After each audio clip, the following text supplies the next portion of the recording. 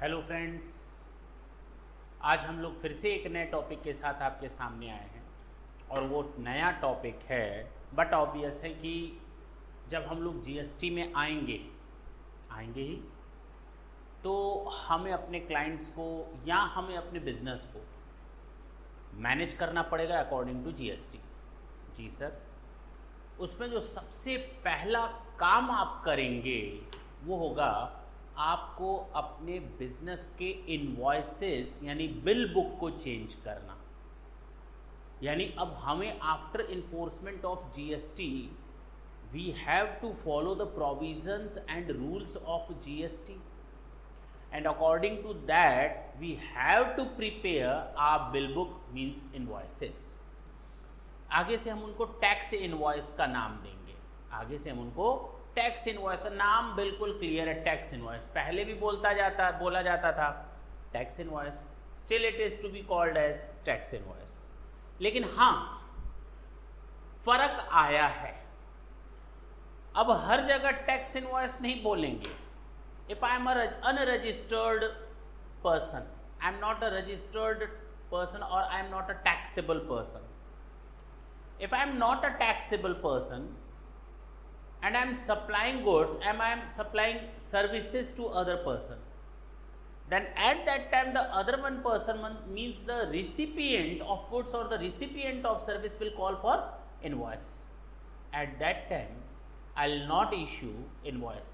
Sir, क्या बात कर रहे हैं आप? invoice नहीं issue कर सकते। I am not a registered person. I can issue only मैं फिर से वापस आता हूं, I can issue only tax invoice if I am a registered person.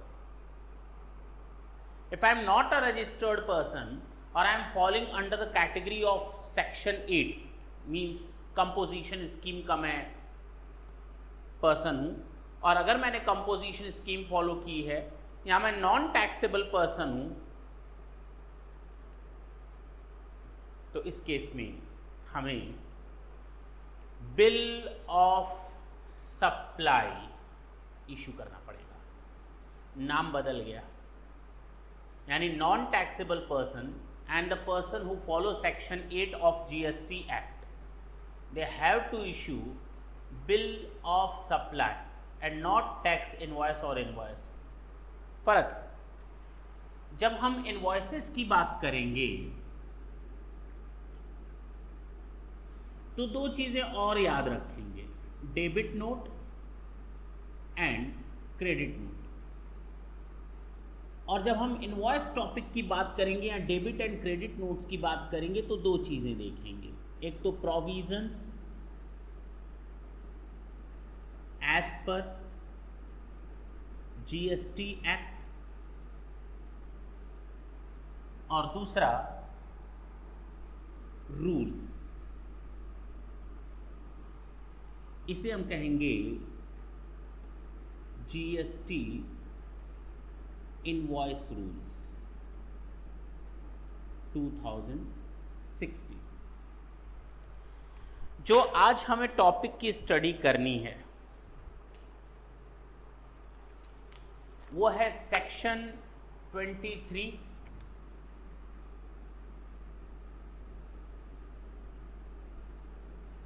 Section 23A and section 24। आज हम केवल एक्ट की बात करेंगे, मींस आज हम सेक्शन 23, 23A एंड 24 की बात करेंगे, दैट्स इट। और बहुत जल्दी ही कवर हो जाएगा आज हम लोग का। In our very next session we will discuss about invoice rules और इन टोटलिटी आपको रूल नंबर 1 जिसमें हम टैक्स इनवॉइस क्या होता है उसके बारे में पढ़ेंगे, मीन्स कैसे प्रिपेयर किया जाता है टैक्स इनवॉइस, मैनर क्या होता है टैक्स इनवॉइस का, रूल नंबर 2, रूल नंबर 3 में बिल ऑफ सप्लाई जिसका मैंने अभी आपको नाम लिखा, अनरजिस्टर्ड पर्सन और सेक्शन 8 में आने वाले कंपोजिशन स्कीम में आने वाले पर्सन्स उनको बिल ऑफ सप्लाई इशू करना पड़ेगा। उसके लिए रूल नंबर 3 बना हुआ है, how to prepare bills of supply. Rule number 4 supplementary tax invoice, ठीक है, एंड क्रेडिट और डेबिट नोट कैसे प्रिपेयर करेंगे and tax invoices in special cases, rule number 5। यानी इन टोटलिटी हमें रूल 1 से लेकर रूल नंबर 5 तक की स्टडी करनी है, फिलहाल वो बात का मैटर है। आज हमें जो टॉपिक डिस्कस करना है that is section 23, section 23E and section 24। Section 23 क्या कहता है? अब जाहिर बात है, अब हम स्टार्ट कर रहे हैं, इनवॉइस की बात कर रहे हैं। और जब भी हम इनवॉइस की बात करेंगे तो एज अ बिजनेसमैन आप सोच रहे होंगे कि हमको इनवॉइस कैसे इशू करना है, क्या फॉर्मेट है उसका, सारी बातें दिमाग में आ रही। और as a lawyer, as a accountant या एज अ प्रोफेशनल आप सोच रहे होंगे how to deal with the clients problem.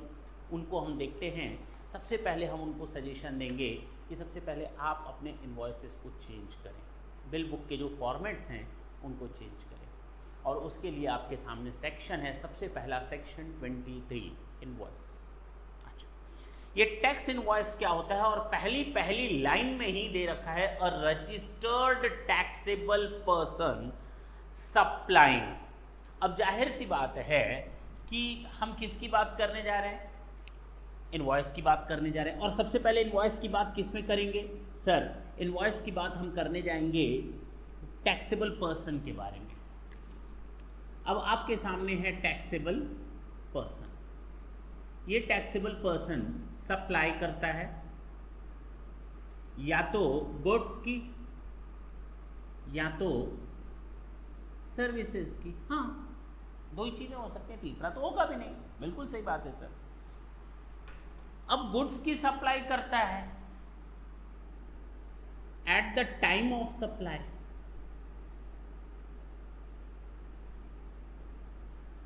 Issue tax invoice.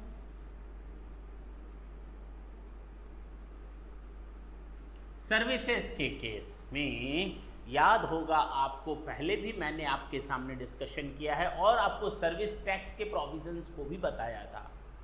नहीं याद आ रहा तो कोई दिक्कत नहीं, मैं आपको बता देता हूं। पॉइंट ऑफ टैक्सेशन रूल्स के बारे में मैंने आपको बताया था।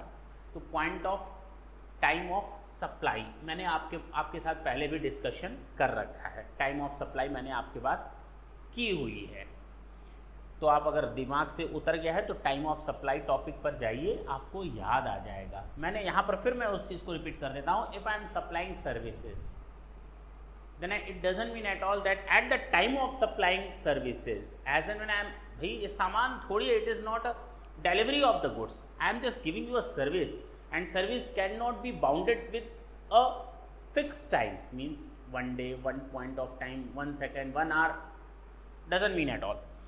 तो इसके लिए कहा गया within a prescribed time the tax invoice must be issued by the registered person। ठीक है ना, taxable person within prescribed time। और मैंने आपको बताया था सर्विस टैक्स में ये 30 दिन और 45 दिन है, 30 दिन और 45 दिन है, 30 days और 45 days। From the date of the completion of service, a taxable person has to issue their tax invoice within 30 days from the date of the completion of service or the date of receipt of payment, whichever is earlier। मैं बार बार बोल रहा हूँ, अगर आपके दिमाग से ये बात स्किप कर गई then try to go back under the topic time of supply, उसमें मैंने इस चीज़ को डिस्कस किया है। तो फिर से आते हैं सर्विस पर। तो with in the prescribe time, मैंने यहाँ लिखा eight the time of supply. Goods की बात होती है तो डिलीवरी होती है, ठीक है, that is okay. But here within prescribed time issue tax invoice। और जब मैंने ये बात की थी सर्विसेज की तो मैंने कंटिन्यूअस सप्लाई ऑफ सर्विस की बात भी बताई थी, सारी चीजें हैं वहां पर, आप वापस जा करके देख सकते हैं। फिलहाल तो अगर कोई गुड्स सप्लाई करता है तो at the time of the supply they are needed to issue tax invoice. The word tax invoice is important. And at the time of the supplying of the services the person who is registered and supplying the services has to issue tax invoice within a prescribed time limit. आपके सामने है और मैंने bold letter में लिख भी रखा है। ये चीज क्लियर हो गई जी? अच्छा, showing the description, quantity, value and tax rate and tax amount, showing the description, tax rate and tax amount, ये आएगा इसमें। अब इसमें क्वांटिटी तो शो करेंगे नहीं, क्वांटिटी का रेट तो तय होगा नहीं, सर्विस दे के सर्विसेज का अमाउंट, दैट्स इट। अच्छा सर, ये बात तो समझ में आ गई कि सेक्शन 23 बोलता है कि एक रजिस्टर्ड टैक्सेबल पर्सन को इनवॉइस इशू करना पड़ेगा सप्लाई ऑफ गुड्स के केस में और सप्लाई ऑफ सर्विसेज के केस में। क्या हो अगर मुझे रिवाइज्ड रिटर्न भरना हो? रिवाइज रिटर्न वो वाला रिटर्न नहीं जो आज तक आप लोग जानते थे कि हमने कोई गलती की, दोबारा रिटर्न दाखिल करना पड़ रहा है, उस गलती को ठीक करने के लिए। यहाँ पर रिवाइज रिटर्न का मतलब ये नहीं है। मैं बोलता हूँ रिवाइज रिटर्न का मतलब है आपने रजिस्ट्रेशन के लिए अप्लाई कर दिया है, आपने रजिस्ट्रेशन के लिए अप्लाई कर दिया है, still you are waiting for your registration number, and tax invoice would be treated as tax invoice when you will show or indicate your GST number, GST registration number। जब आप उस tax invoice में अपना GST registration number, GST number लगाएंगे तो ही वो आपका कहलाएगा टैक्स इनवॉइस। उसको बिना इंडिकेट किए आप टैक्स इनवॉइस इशू कर भी नहीं सकते। मैंने अपने आप को रजिस्ट्रेशन के लिए अप्लाई कर दिया है, but doesn't mean at all that as and when I will apply for the registration I will get the registration number immediately, it will take time. और मैंने आपको रजिस्ट्रेशन चैप्टर में पढ़ाया है और बताया है, वहाँ पर सिखाया है कि कम से कम 2, 3, 5 दिन लगेंगे। कैसे लगेंगे आप देख सकते हैं, वापस आएगा फिर जाएगा, दूसरी बात है। लेकिन डेट ऑफ रजिस्ट्रेशन की एप्लीकेशन की डेट रजिस्ट्रेशन की, और जब तक रजिस्ट्रेशन नंबर नहीं मिल रहा, there is a gap, there is a time gap. और इस दौरान क्या मैं अपना बिजनेस बंद कर लूं? सरकार कहेगी खाना पीना बंद कर दो तो मैं खाना पीना बंद कर लूंगा? अरे नहीं भाई, मुझे तो अपना बिजनेस और धंधा देखना है। तो इस टाइम गैप में I will issue invoice, I will issue invoice as and when I'll get the registration, as and when I'll get the registration, I'll revise all those invoices which I have already issued in that particular period of time. So revised invoice, a registered taxable person may issue a revised invoice against the invoices already issued during the period starting from the effective date of registration till the date of issuance of certificate of registration to him। बात समझ में आई जी? पक्की बात है। अब आते हैं, हमने तो बात कर ली कि एक रजिस्टर्ड टैक्सेबल पर्सन कैसे अपना इनवॉइस इशू करेगा as per section 23। In the same time and under the same section there is a provision which clearly states that a person who is not a registered, the person who is unregistered and supplying goods or supplying services or both, or in the case of a person who falls under section, who is in the category of those persons who are covered under section, means composition scheme, means I am just talking about these two types of person. The first type of person is unregistered and the second type of person is section 8 person. Both of these two persons are not required to issue tax invoice, they are needed to issue only bill of supply, only bill of supply। और मैंने आते ही आज इस point को आपको clear कर दिया था। कहीं कोई दिक्कत नहीं सर, बिल्कुल दिक्कत नहीं। यानी अगर हम बात करें रजिस्टर्ड पर्सन्स की, they are needed to issue tax invoice, but if you just talk about the unregistered person or section 8 person, then we are needed to issue only bill of supply जी। तो हमें नहीं लगता कि इसमें कोई दिक्कत होगी, ना तो हमें पढ़ने की जरूरत है। पढ़ दूं? नहीं, गा दूं गाना? हाँ सर, गाना गा दीजिए। A registered taxable person supplying not taxable goods and or services or paying tax। अच्छा,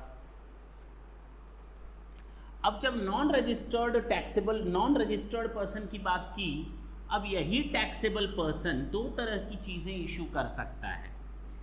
एक टैक्सेबल पर्सन, टैक्सेबल सप्लाई, और taxable person non taxable supply. इनका क्या करेंगे? नॉन टैक्सेबल सप्लाई का इनके लिए बोला गया bill of supply, not bills, bill of supply. और टैक्सेबल सप्लाईज के लिए tax of paying tax under the provision of section 8 shall issue instead of a tax invoice a bill of supply containing such particular as may be prescribed। मैंने बताया as may be prescribed word जहां पर भी लिखे इसका मतलब we are needed to go with rules, regulations and notifications, rules, regulations and notification। as may be prescribed लिखा है, इसका मतलब इसके लिए या तो रूल्स हैं या रेगुलेशंस बने हुए हैं, यहाँ पर नोटिफिकेशंस बने हुए हैं।